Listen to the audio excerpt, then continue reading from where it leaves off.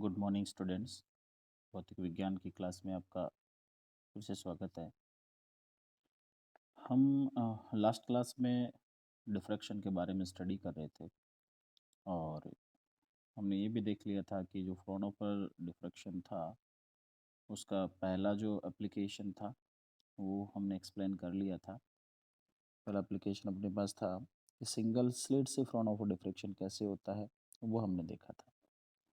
और उस single slit से फ्रोनोफर डिफ्रैक्शन का हमने पैटर्न भी बनाया था और ये भी देखा था कि कहाँ कहाँ हमें तीव्रता ज़्यादा मिल रही है, कहाँ कम मिल रही है और किस प्रारूप में हमें वो तीव्रता प्राप्त हो रही है। आज के इस लेक्चर में हम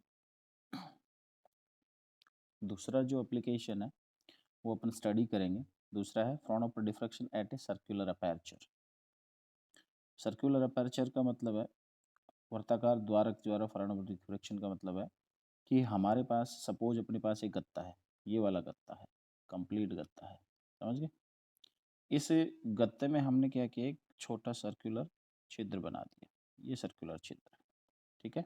आर पार यहाँ से इतना सा टुकड़ा हमने काट लिया, ये टुकड़ा हमने काट लिया, काट करके इसको अलग हटा दिया, समझ गए, इसको अलग ले गए। तो यहाँ जो वर्ताकार भाग बना है ना, इस गत्ते के आर पार वाला वर्ताकार भाग, उसको अपन सर्कुलर अपर्चर कहते हैं, ठीक है। इससे हमें फ्रोनोफर डिफ्रैक्शन फाइंड आउट करना है कि इस अपर्चर के साइड के किनारों से हमारे पास किस प्रकार से तरंगिकाएं, विवर्ती तरंगिकाएं पर्दे पर मिलती हैं और किस प्रकार का पैटर्न हमें प्राप्त होता है, वो हम देखते हैं।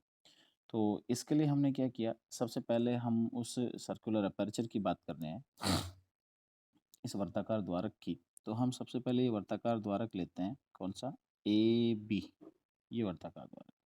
क्योंकि हमारे पास जो गत्ता है उसमें हमने जो सर्कल काटा है ना, उस सर्कल को हम इस तरफ से देखेंगे तो हमें क्या दिखेगा, ये इसका डायामीटर दिखेगा हमें, ये वाला डायामीटर खुला भाग दिखेगा। इसके ऊपर वाला पॉइंट अपन ने ए लिया है, इसके नीचे का पॉइंट बी लिया, ये इतना भाग हमें खुला दिखेगा और ऊपर का भाग हमें पैक दिखेगा, समझ गए। इसलिए इधर से देखने पर ये ए से यहाँ तक और यहाँ बी से आगे, ये बीच वाला भाग हमें खुला दिख रहा है, समझ गए। ये अपने पास सर्कुलर अपर्चर है, डायमीटर की फॉर्म में दिख रहा है। इस पर एक तरंगागर आपतित करते हैं, इस ए बी अपने पास अपर्चर है, इस पर डब्लू एफ, ये अपने पास तरंगागर है, समतल तरंगागर। ये प्राप्त कैसे किया हमने फ्रोनोफर डिफ्रैक्शन में, पहले हमने क्या किया, एक लेंस लिया और लेंस जो हमने लिया था उस लेंस की फोकल पॉइंट पर हमने क्या लिखा, प्रकाश स्रोत रखा था और उसे हमें समांतरित प्रकाश किरण पुंज प्राप्त हो गया, ठीक है। ये वाली स्थिति होगी। तो जैसे ही ये तरंगागर इस ए बी पर आपतित होता है, किस पर, इस वर्ताकार द्वारक पर, तो द्वारक पर आपतित होते ही फ्रोनोफर क्या कहता है, फ्रोनोफर कहता है कि इस द्वारक का प्रत्येक बिंदु, है ना, इस द्वारक का प्रत्येक बिंदु द्वितीयक तरंगिकाओं के स्रोत की भांति कार्य करेगा, समझ गए। ये द्वितीयक तरंगिकाएं उत्सर्जित होंगी, विभिन्न दिशाओं में विभिन्न कोणों पर उत्सर्जित होंगी अलग अलग स्थितियों में, और वो तरंगिकाएं आगे इस माध्यम में गमन करती हुई यहाँ इस पर्दे पर हमें प्राप्त होंगी। किस प्रकार ये मिलती हैं, किस किस कलांतर के साथ ये मिलती हैं, किस प्रकार की यहाँ तीव्रता वितरण की स्थिति इनकी बनती है, वो अपन स्टडी करेंगे। तो इसके लिए हम क्या करते हैं, इसके लिए हम ये करते हैं सबसे पहले कि इस फ्रोनोफर डिफ्रैक्शन में इस वर्ताकार द्वारक के प्रत्येक बिंदु से द्वितीयक तरंगिकाएं उत्सर्जित होंगी, हम ये मानते हैं हाइगेन के तरंगिका सिद्धांत के आधार पर। और हम उन तरंगिकाओं से जो इधर वाला पैटर्न बनेगा वो भी क्या बनेगा, एक पैरेलल तरंगागर बनेगा, ठीक है, पैरेलल वेवफ्रंट बनेगा।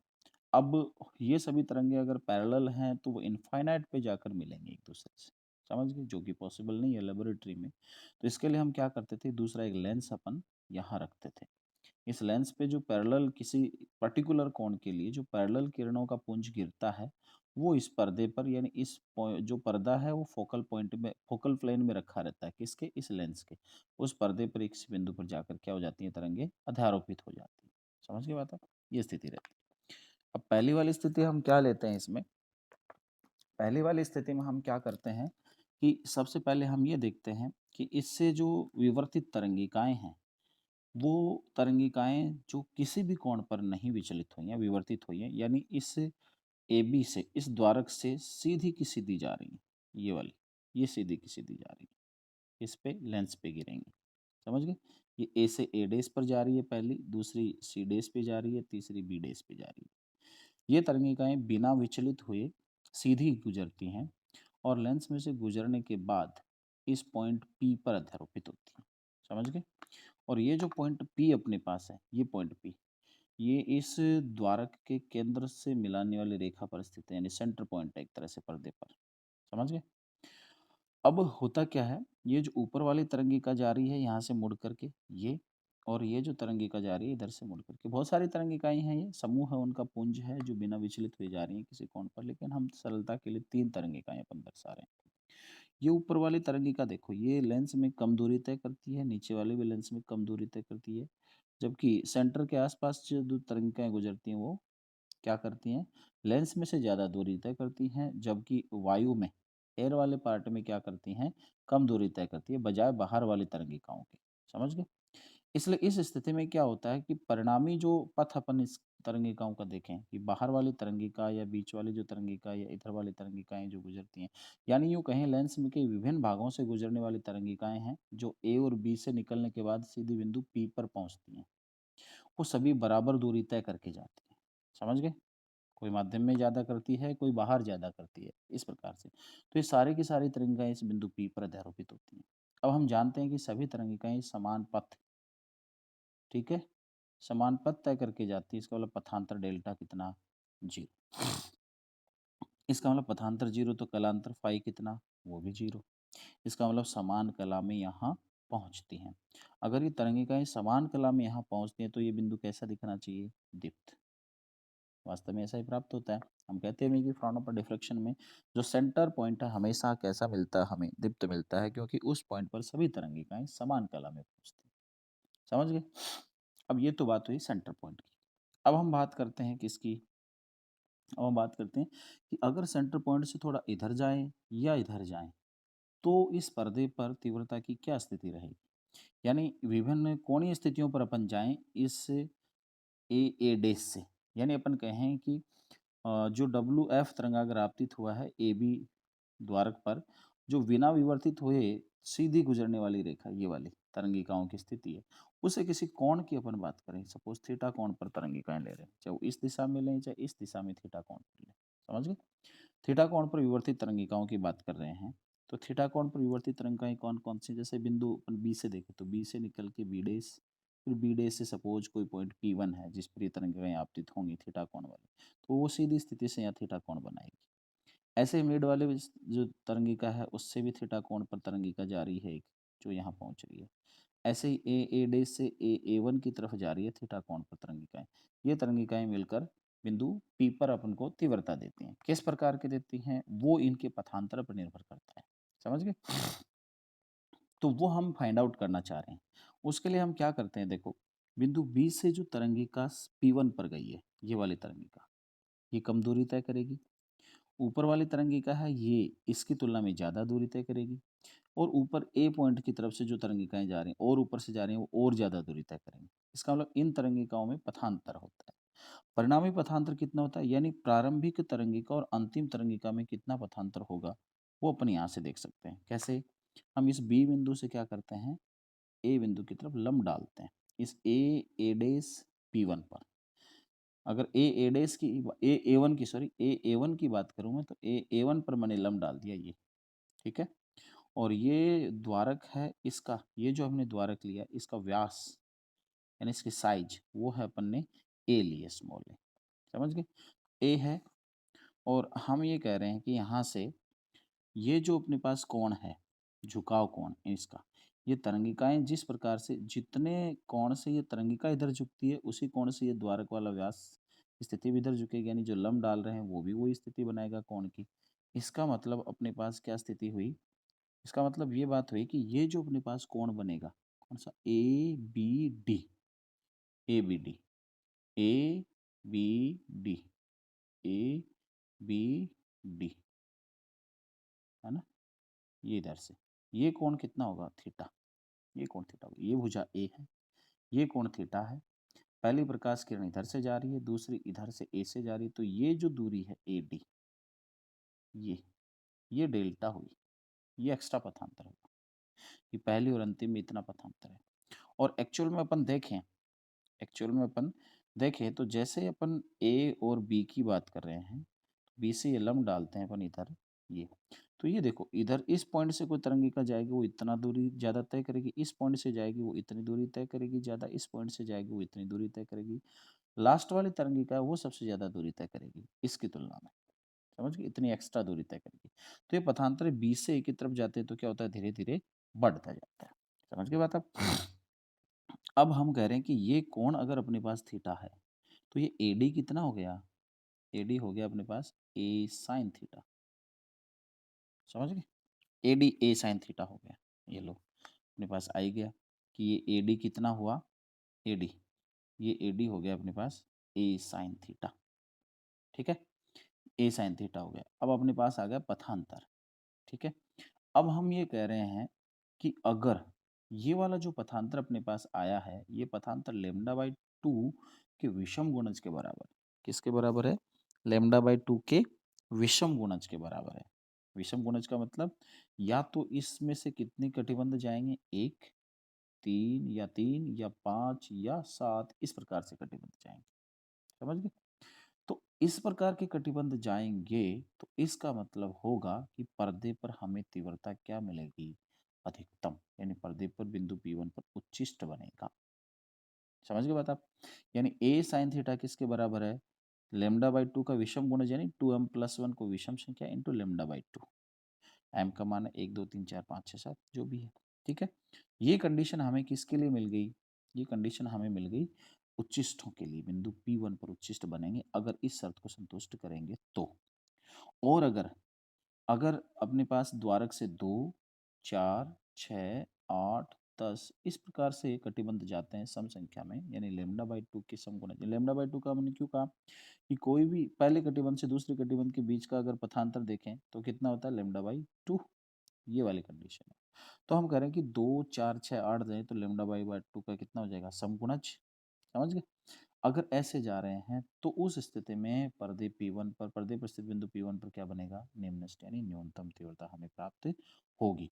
और हमें शर्त क्या मिलेगी, ए साइन थीटा बराबर 2m lambda by two, M कोई भी अपने पास इंटीजर है 1 2 3 4 5 6। समझ गए, ये अपने पास दोनों शर्त आ गई, उच्चिष्ट और निम्निष्ठ की। इसका मतलब ये हुआ कि इन कटिबंधों की संख्या पर निर्भर करेगा बिंदु P1 पर तीव्रता का। अगर कटिबंधों की संख्या विषम है तो तीव्रता अधिकतम, अगर कटिबंधों की संख्या सम है तो तीव्रता न्यूनतम मिलेगी। अब हम ये देखते हैं कि इस प्रकार का वितरण हमें मिलेगा तो पर्दे पर हमें एक्चुअल में वितरण कैसा मिलेगा इस पर्दे पर, वो मैं आपको बताता हूँ। ये जो वितरण हमें मिलेगा पर्दे पर वो इस प्रकार का मिलेगा।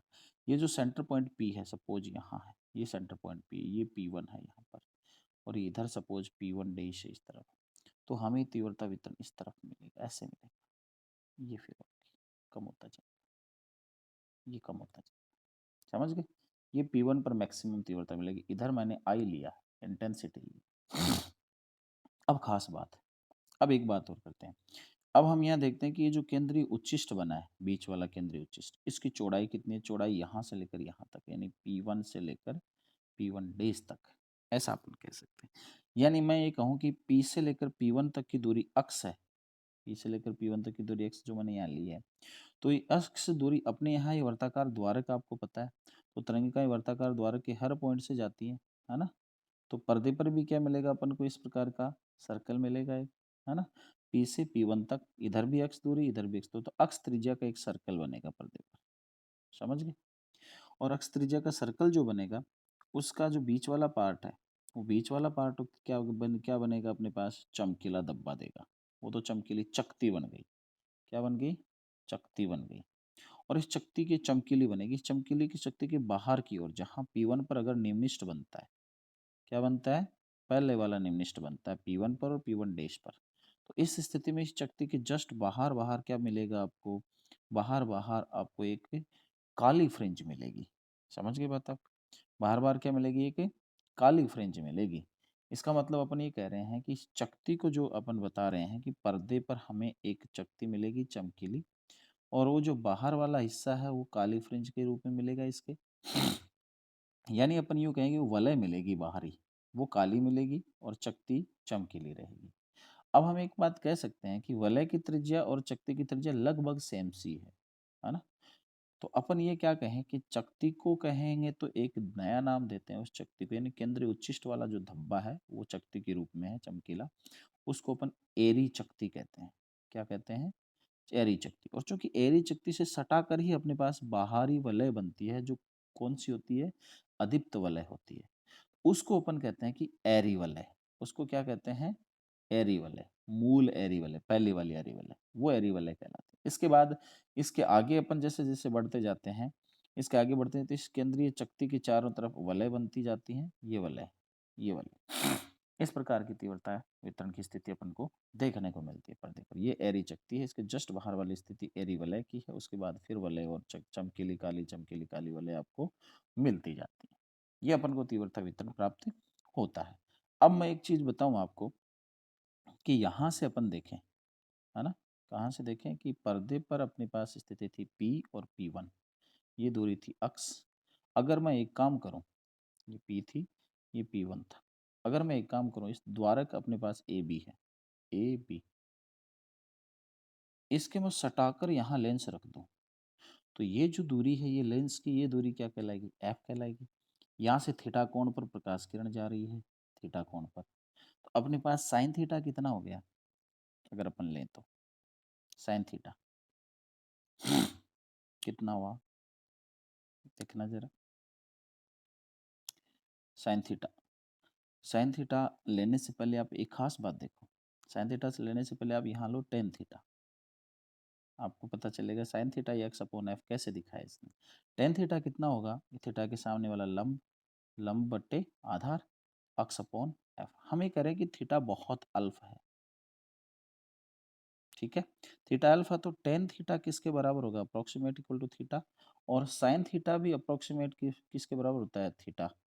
इस स्थिति में टेन थीटा जो अपने पास है वो अप्रोक्सीमेट क्या हो गया? Sine theta. तो साइन थीटा बराबर क्या होगा? X upon F.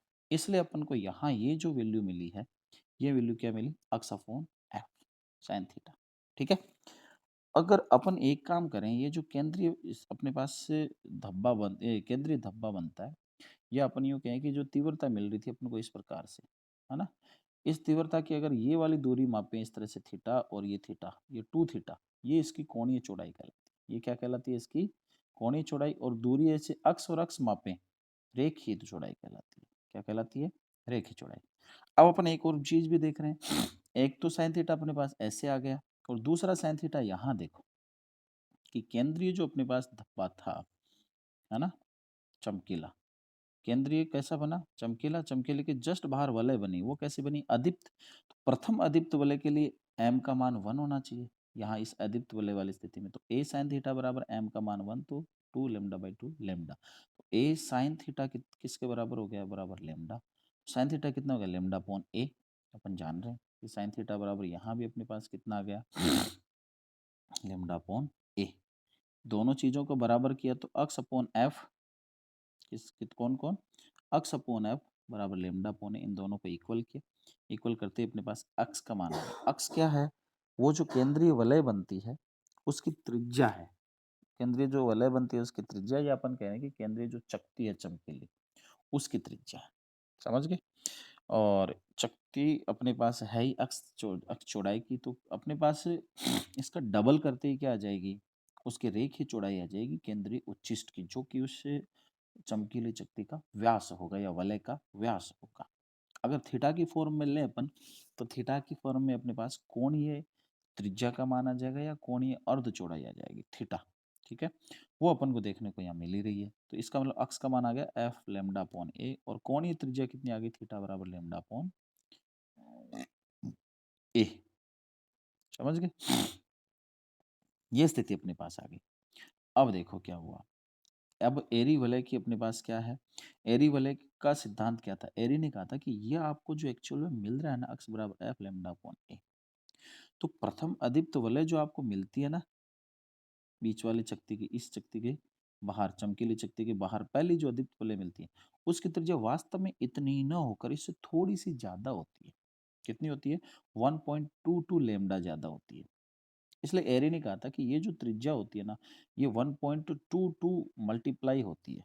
एक्चुअल में इतनी नहीं होती जितनी अपन ने जितनी अपन ने फ़ॉर्मूले से निकाली, इससे थोड़ी-सी ज़्यादा होती है। इसलिए वो कहता है कि अपने पास अगर कोणीय चौड़ाई की बात करें तो कोणीय चौड़ाई थीटा बराबर लैम्ब्डा अपॉन ए ना होकर के 1.22 लैम्ब्डा अपॉन ए होती है, या अक्ष की फॉर्म में ले तो 1.22 एफ लैम्ब्डा अपॉन ए होती है केंद्रीय उच्चिष्ट की त्रिज्या। इसको एरी वलय की त्रिज्या कहा जाता है। क्या कहा जाता है? एरी वलय की त्रिज्या कहा जाता है। अगर इसी चौड़ाई का अपन डबल कर दें, क्या कर दें?